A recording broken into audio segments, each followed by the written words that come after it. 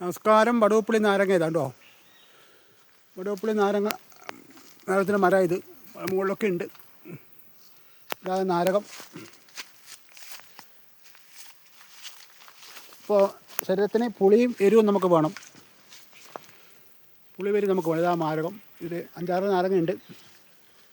ഇപ്പം നമ്മൾ മുമ്പേ നമ്മുടെ വീട്ടിലൊക്കെ വടുവപ്പുളി നാരങ്ങ ഉണ്ടാവും.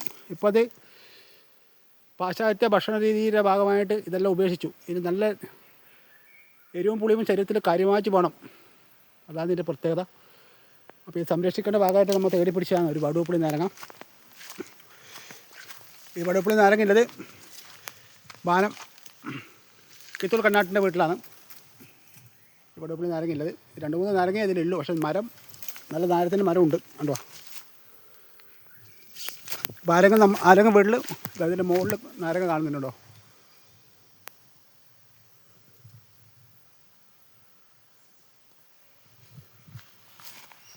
ഇതാ മരം, നാരത്തിൻ്റെ മരം. ഇതാണ് നല്ല നാരത്തിനൊരു പുള്ളി ഉണ്ടാവും മരത്തിന് കേട്ടോ. നമ്മുടെ മണ്ടലിപ്പാമ്പിൻ്റെ പുള്ളി കണക്കത്തെ ഒരു പുള്ളി ഉണ്ടാവും ഈ മരത്തിന്. അതാ വടുവപ്പുളി നാരങ്ങ പ്രത്യേക പുള്ളി ഉണ്ടോ. നമ്മളെ ഇതില്ലേ വളയിപ്പാൻ കണക്ക് പുള്ളി ഉണ്ടാവും. അതിൻ്റെ ഇലക്ക് പ്രത്യേകത ഉണ്ട് ഉണ്ടോ.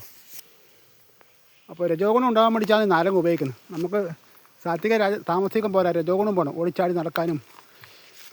രജോ ഗുണം പറഞ്ഞാൽ ശരിക്കും പറഞ്ഞാൽ വലിയ ആളാവരും തന്നെ, സമൂഹത്തിൽ വലിയ ആളാവർ. അതായത് രാജാവിൻ്റെ ഗുണം ഉണ്ടാകാൻ വേണ്ടിയിട്ടാണ് പണ്ടത്തെവർ ഈ നാരങ്ങ ഉപയോഗിക്കുന്നത്. അപ്പോൾ രാജാവിൻ്റെ ഗുണം ഉള്ളവർക്ക് രാജകത്വം കൂടും. അതാണ് ഇതിൻ്റെ ടെക്നിക്ക്.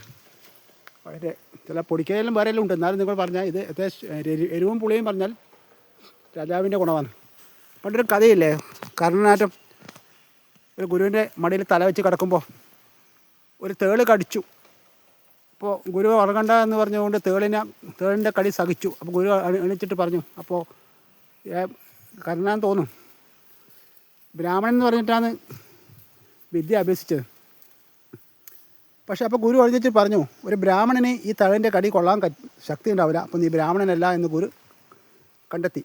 അങ്ങനെയാണ് കുന്തിപുത്രൻ എന്ന് മനസ്സിലാകുന്നത്. അപ്പോൾ അതാണ് രാജ്യത്വം. അത്ര സഹിക്കേണ്ട എന്തും ഉണ്ടാവും. ഓക്കെ.